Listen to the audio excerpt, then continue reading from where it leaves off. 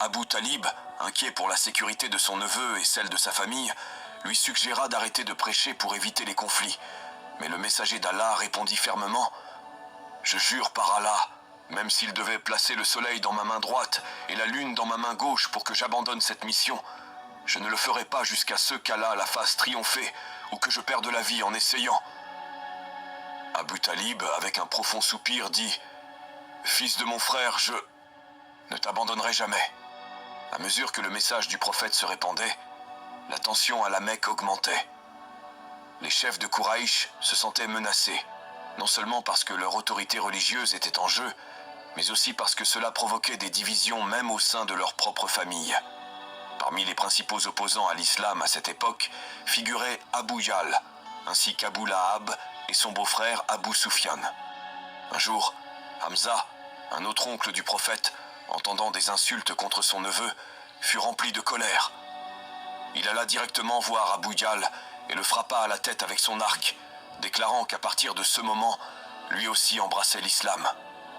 À partir de la 3e année de la révélation, le prophète reçut l'ordre d'avertir son peuple ouvertement des dangers de l'idolâtrie. Son appel au monothéisme fut accueilli avec mépris par les Quraïch, qui, bien qu'ils n'osèrent pas le tuer par crainte de représailles de son clan, ne se gênèrent pas pour ridiculiser et torturer les musulmans, en particulier ceux qui n'avaient pas de protection.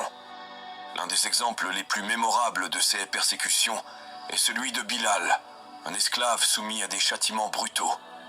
Les Quraïch lui attachèrent une corde autour du cou et le traînèrent à travers les collines de la Mecque, laissant des marques sur sa peau. Umayya le battit sévèrement et, sous le soleil brûlant, le força à s'allonger sur des pierres brûlantes, plaçant une lourde pierre sur sa poitrine, tout cela dans le but de le faire renoncer à sa foi. Cependant, Bilal, rempli de résilience et de force spirituelle, répéta à plusieurs reprises « Ahad, Ahad », signifiant « Allah est unique ».